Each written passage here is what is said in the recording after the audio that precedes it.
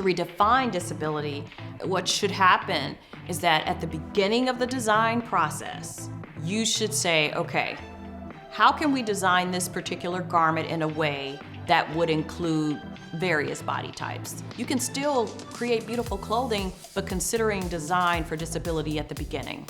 Hey, what's up? I'm Stephanie Thomas. I'm the founder and CEO of Curatable.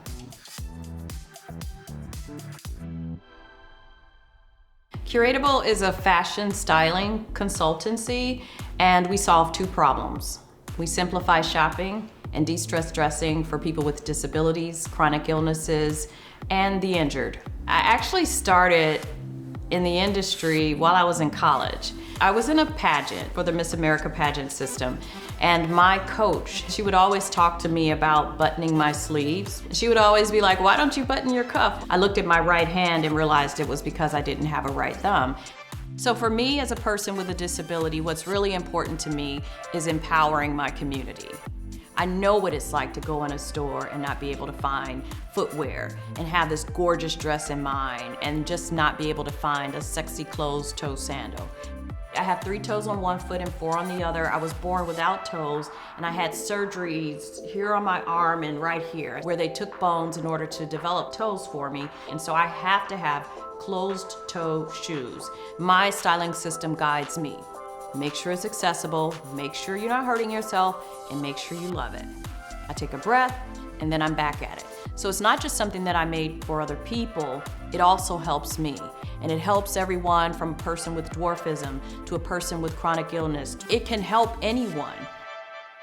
What I did today was pull a rack for people with various disabilities. Because I've worked with so many different people, I actually can look at something and say, oh, this would work for someone that has a prosthetic. This would work with someone that has a seated body type. And so it's a lot of fun.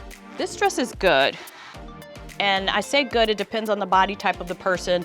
But for me, anything without fasteners is always really easy to put on and take off for people with various body types. What I stay away from, zippers in the back.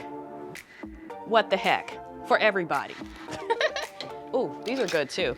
But this is not for a wheelchair user necessarily. This would be great for someone, if I had a client that had an AFO, which is a brace around the foot and the ankle. I actually love this myself.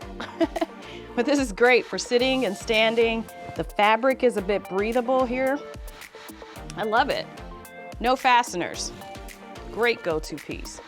The black dress was a lot of fun because that can become one of their, what I refer to as go-to looks. It's the look that they know they can put on for a date, for work, for a wedding, because you can always dress a piece up or down.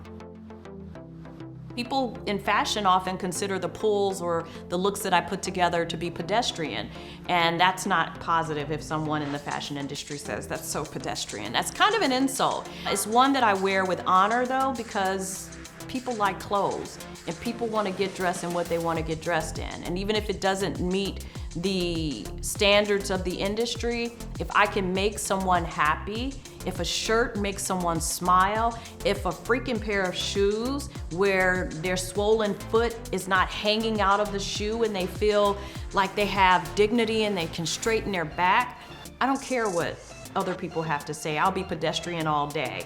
We need to change how disability is viewed. And that's what I hope more so than anything my work is doing.